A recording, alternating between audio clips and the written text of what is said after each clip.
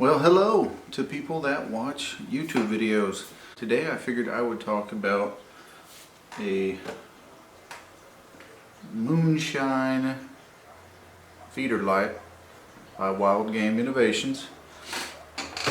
Now, this is actually a warranty unit that was shipped back to me over the last couple of weeks. I got it in, and I figured go ahead and make a quick video and show basically just the unboxing of it and talk about the design of this little feeder light that Wildgame Innovations has close enough perfected, especially for the price point that it's at, because it is relatively affordable and it is a quality design with a rechargeable battery system and a built-in solar panel.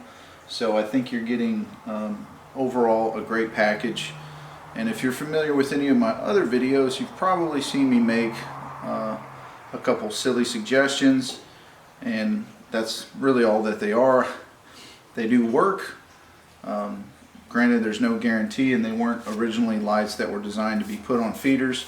I just try to find affordable alternatives if you don't want to spend $40 on a fancy brand name feeder light. There's lots of inexpensive options, but durability is a factor, and of course holding up in the weather and the temperature changes that occur between different seasons, it's important to get something that is going to last. And I think there are a lot of great options out there, but unfortunately I don't have the pocket change to spend that type of money, so here we are. Nevertheless, I had this light stationed out on a feeder for just about a year. Unfortunately, I did have problems after the first couple of weeks. There was a big rainstorm, and I'm going to go ahead and talk about what I think led to water getting into the unit. I think it's kind of obvious why I had issues with it, but nevertheless, let's go ahead and pop it open. Taking a quick look at the box, you have your key points. There's 16 powerful green LEDs. There's long range visibility, so you can generally see these up to, I think, about 150 to 200 yards. It really takes a good scope to make that work, but if you have a decent scope, you can bet your bottom dollar that you're going to be able to see anything underneath this feeder that sets it off. It does have a little solar panel that is built on top, and it's built into the unit, so you're going to have a rechargeable system at play, which is nice. And then it also comes with some pretty nice heavy-duty mounting screws, so you can drill it into your metal feeder, your plastic feeder, or even put it on a tree or even a post next to the feeder that you're using. So open her up. Slide this guy out. So it's packaged pretty well. We got our mounting screws here, and the device itself looks pretty nice. Put the box off to the side here. If I can get it out of here without making a fool of myself. All right. So we have our little owner's manual inside here. So slide that off to the side. And here it is. It's not that big of a unit, relatively small. It's packaged nice and tight. You can see it's fitting in the palm of my hand here pretty much. It's about the size as my hand.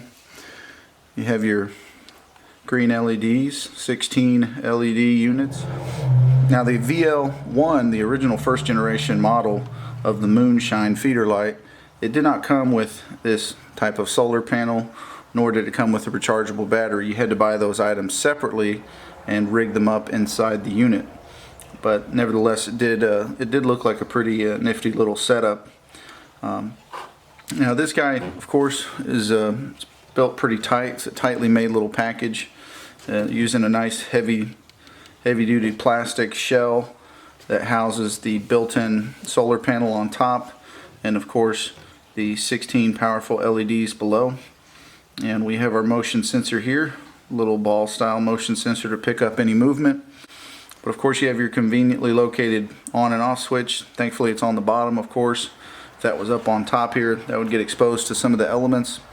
Now I did mention that I had a warranty claim on this guy, and thankfully Wildgame Innovations uses a third-party warranty exchange company. I believe it's known as Plano Synergy, and they offer warranties on all their cameras and other toys like this VL2 feeder light that they make. And so I had an issue with this feeder, and unfortunately I experienced it within the first couple of months, or couple of weeks really, of having it. I bought it online on Amazon, and it had it shipped. It was on sale on Amazon, and I actually got it for a pretty awesome low price. It was only $20, I think, plus I think shipping. But nevertheless, it was only $20, and generally these VL2s, you'll see them retailing all over the internet from anywhere from as low as $32 to maybe $50. Some places might even be asking a little bit more. But I really thought it was something worth trying out, and I bought it, I guess as of this video, I bought it a little over a year ago, and I had it set up on a feeder for the last 10-11 months, and thankfully I was able to catch the warranty, which is limited to a year. So if you do experience problems with your VL1 or I guess your VL2, you will have the option to send it in. You can mail it into the manufacturer. Unfortunately, there is a little bit of a process. You got to call in, of course, be on hold for a little while. It took a good 6 weeks for them to finally send me this guy. So you guys are seeing what I was sent back, and it looks like a brand new Wildgame Innovations VL2 motion feeder light. So I'm excited to give it a second go, and I should probably explain why I was having problems with it. It was rained on. Within the first couple weeks there was a major rainstorm, and this thing just got pummeled with water droplets. But I think water built up in this little hole here. I don't know if you guys can see this, but see if I can get the camera to focus. But just inside here there is a screw down there that ultimately holds this plastic shell together, along with these other screws that are around the edges. But this one unfortunately is kind of like a deep socket setup to where it's buried down in there. So any type of rain that hits or pummels this this VL2, the water droplets or any type of moisture is going to build up in there and ultimately just sit. And of course, gaskets don't always work out. Sometimes they fail. I know there is most definitely a nice little rubber O-ring gasket that goes around this guy that helps keep moisture from getting inside. But literally after the rainstorm the next day, I noticed that there was a bunch of water droplets inside the light, and then I noticed it stopped really responding to motion in the evenings, and I was like, well darn, this sucks. You know, I had already taken the time to put it up on a feeder way out in the middle of nowhere, and to take it down after just the first couple of weeks and ship it to the manufacturer, I was a little bummed. So it still was turning on, but it wasn't consistent. It was kind of finicky, and it remained finicky for a good while until I guess after a few more weeks it seemed to dry up nicely. And once it dried out and the moisture was no longer collected under the lens here, I noticed that it was starting to kind of work properly. It seemed to turn on and off when there was whether it be a deer or even a pig under the feeder light. And it seemed to work okay for a good while, even though it did have that water problem, but it just never seemed to be at 100%. So I went ahead and I left it up for a while, and about 2 months ago I was out at our family's property and I was hunting with one of my best friends, and this light was just clicking on and off all night. It would charge, and I have to give props to Wildgame Innovations because their battery holds up nicely, but the light was very finicky and there wasn't even any motion going on around the feeder. It would just click on for a good 10 seconds and then it would click off, and then you'd wait, you know, another 30 seconds or a minute would go by and it would click on again. And so it was just very erratic, and it was more than anything, it was annoying. It was getting our hopes up, and we went ahead and just focused on we went ahead and took it off of the feeder and started to focus on other motion lights that we had put out there to use those for knowing whether or not there was some activity out at the feeder. But these other screws, they seem to be a little recessed into the plastic here, so for me, what I'm going to do with this new guy to do it a little bit different, just as a safety precaution, it probably doesn't happen with all of these units, but I'm going to go ahead and take some silicone and apply it just inside this little indentation where that screw goes down into. I'm going to go ahead and get that hole filled up with some silicone, and then I'm going to go around the edges here and put a little bit of silicone on each of these screws. And you can see there's 2 more on this side. That way I know for sure that I'm not going to have any water that's going to push past the edge of the screw. Now, the proper way to probably do it is to go ahead and you can actually just take each screw out individually, put a little silicone on it, and then screw it back down in there. You do have that option, but for me, I'm just going to make sure that the screws are snug enough, they're not too tight. Don't want to over tighten the gasket, and then go ahead and I'm just going to fill in the silicone and put some decent clear silicone in there, and hope that it keeps the moisture out. But overall, I think this is a pretty solid design. You know, like I was saying earlier, you get these heavy duty screws that'll screw into just about anything, and it looks like you get 1, 2, 3, 4, 5, 6. You get 6 of them. So before you turn it to the on position, you're going to want to leave it outside for at least 3 days in sunlight, towards at least getting a good solid 8 hours of sunlight on this solar panel. So that way the battery can at least charge up and have a little bit of a pre-charge before you turn it into full-time use. So I'm pretty excited to set it up. I'm going to put it up this weekend, and hopefully it'll last.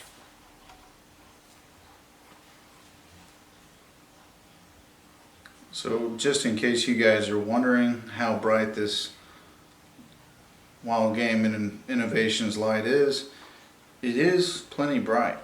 And as you can see, I'm holding it up probably a good 5.5 feet here, and this is the type of illumination that it's putting out in a complete dark room. So you can see I'm holding it here above this garage floor. Got my motorcycle tire off to the side there in the background. Got the wheel there.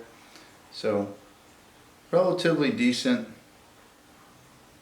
lighting, and it's not overly bright, but it's just bright enough to where if you have a decent optic, your scope should pick it up no problem at 100 yards, and possibly even a little bit better. I'll go ahead and leave it at that. Hopefully this video gave you an up and close personal look at the VL2 from Wildgame Innovations.